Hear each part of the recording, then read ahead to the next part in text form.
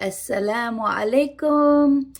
Yes, I'm back in America, unfortunately, but inshallah, I have the niyyah to make hijrah to Algeria um, as soon as possible, inshallah. Um, since I've returned from Algeria, I had many messages. People were suggesting me to make a TikTok and become an influencer, and I want to stop it right there. I was on TikTok before. Yes, I had many followers, over 100,000. But there's many reasons why I left TikTok. Besides getting banned, but the censorship there is too heavy. I don't like to be censored. Secondly, TikTok is a very toxic place, and I find that other Muslim influencers or Muslims on TikTok, they get lost in the fame and the followers and the content, that they forget their mission, right? To benefit others, to benefit the Muslims and the non-Muslims. And the more famous they get, the more they get farther from the deen. And I don't want to end up like that, you know. I want to stay humble. I want to stay on the haqq. I want to stay in line with my niyyah and my goal, which is to benefit others with Islamic knowledge, inshallah.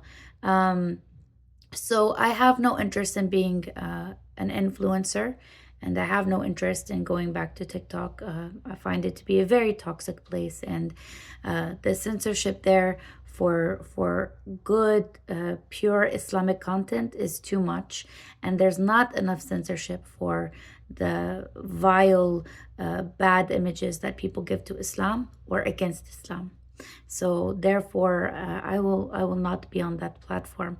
And you know, I don't do my Islamic content for money, for monetary value. I do it for ajr. I do it for the sake of Allah subhanahu wa ta'ala. I want one thing in my life, at least, that is purely for the sake of Allah, is purely for the deen, and without any financial reward. I want something that I can take with me into my grave, inshallah.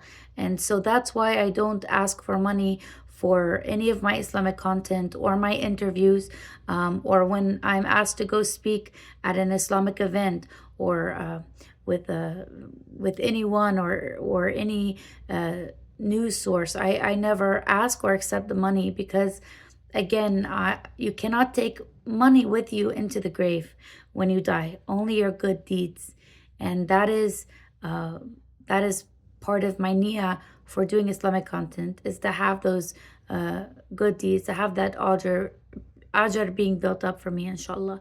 So you know, those who've been following me for many years, you know, I started this 10 years ago, understand that my messages are a little bit aggressive, and I talk about difficult topics, taboo topics in Islam that other Muslims are not comfortable speaking about.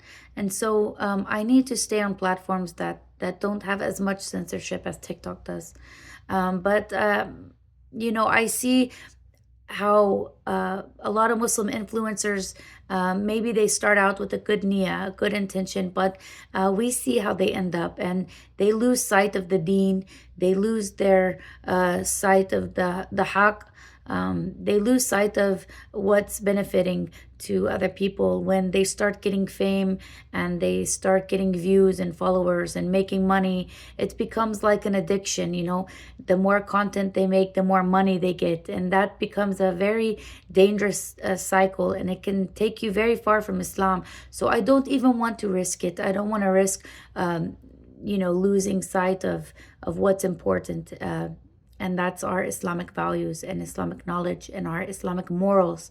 And I don't want to lose that. And we see all the time in social media how these Muslim influencers lose their way, and they move far away from the deen. They move far away from Islam. We see it all the time, and I don't want to be a part of that, and I don't want to risk that happening to me. And so I just have to walk on Allah, and I trust in Allah that He brings the people to me that need to hear my content. He brings the people to me that need to hear my message. And so therefore I just leave it up to Allah and continue on keeping myself humble and keeping myself in check and in line with what is going to benefit the ummah, inshallah. So I hope that explains it, and I hope you will come back, because I will be uploading some more content, Islamic content, of course, here in these last 10 days of Ramadan. Very special nights when we should really be making a lot of dua for ourselves and for people that we love, and for people that are suffering, such as our brothers and sisters in Palestine. Never forget the Palestinians in your du'as. Inshallah, they're still suffering a great amount, and we cannot stop talking about them. And also, I will be uploading some content of my journey to make hijrah to Algeria, inshallah.